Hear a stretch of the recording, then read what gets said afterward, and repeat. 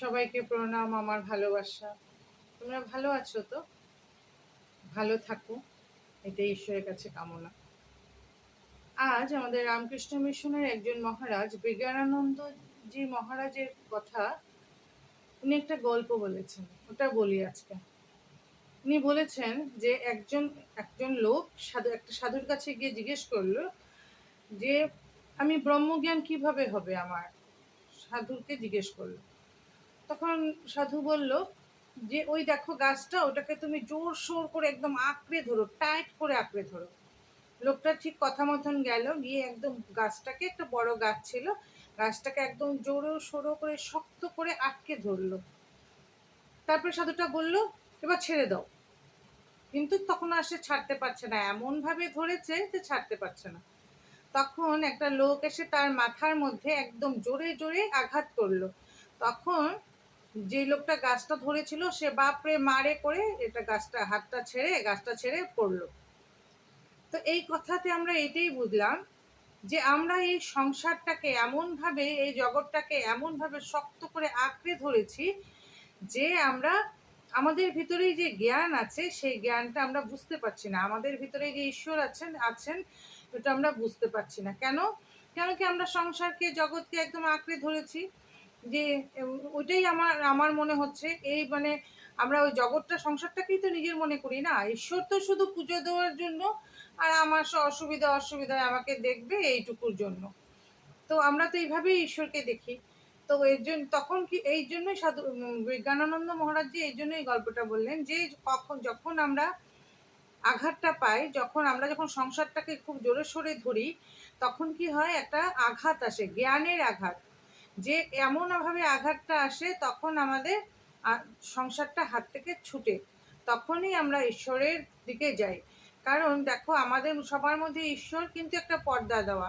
রামকৃষ্ণ ঠাকুর একবার একটা কথায়, লীলা প্রসঙ্গে একটা কথায় বলেছিলেন যে এই যে পর্দাটা একবার উঠাচ্ছে একবার নামাচ্ছে, বলে এই যে পর্দাটা দিলাম আমাকে দেখতে পাচ্ছ না, আবার পর্দাটা যখন সরিয়ে দিল আমাকে দেখতে পাচ্ছ। ঠিক সেই রকম আমাদের ভিতরে আবরণ আছে, এই সংসার নামক এইসবের সব কিছু দিয়েই একটা আবরণ, অহংকার, রাগ, দ্বেষ, ঘৃণা, সব কিছু দিয়েই আমাদের একটা আবরণ আছে, যেই আবরণের জন্য আমরা ঈশ্বরকে দেখতে পাই না।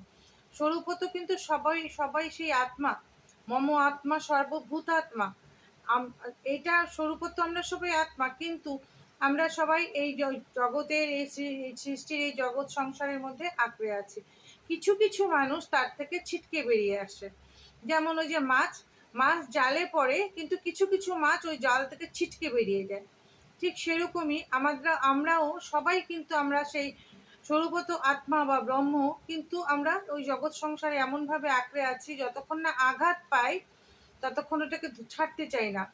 এত মোহ, এত কিছু, জগৎটা এত সুন্দর, এত চকচকা, এর মধ্যেই পড়ে থাকি। তারপরে এই করতে করতে মৃত্যুর সময় এসে যায়। তখন যদি আবার বলা হয় যে একটু হরিনাম করতে, তখন তো আর হবে না।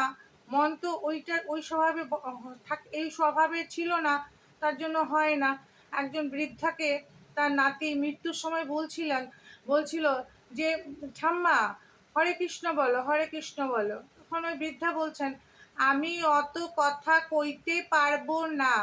দেখো কতগুলি কথা বলল, কিন্তু সে হরে কৃষ্ণ বলল না। কারণ তার যে ওই সংস্কারটা ছিল না যে হরে কৃষ্ণ বলবে সারাক্ষণ, তার জন্য সে পারলো না। এর জন্য যে যত কেউ বলে আবার এখন কি ঈশ্বর ভজনা করব, বয়স হোক 60 বছর হোক, আরে 60 বছরে পায়খানা পেচ্ছাপি কোনো কারো আটকায় না, যার কন্ট্রোল করতে পারে না, সে বসে কি করে ধ্যান ধারণা সাধনা করবে, ঈশ্বরকে ভালোবাসবে? হয় না গো, হয় না। এই জন্য যে যত তাড়াতাড়ি পারা যায় ঈশ্বরকে ভালোবাসলে, ঈশ্বরকে নিয়ে থাকলে, তার সাথে কথা বললে, তাকে নিয়ে ঘর করলে, তখনই ভালো থাকা যায়। নয়তো হয় না। ওই গাছটাতে যেরকম আঁকড়ে ধরে আছে ওইভাবে আঁকড়েই ধরে থাকতে লাগবে, এছাড়া আর উপায় থাকে না। তো আজ আমি আমার ইষ্টগুরুকে প্রণাম করে আজকের কথা এখানেই রাখলাম।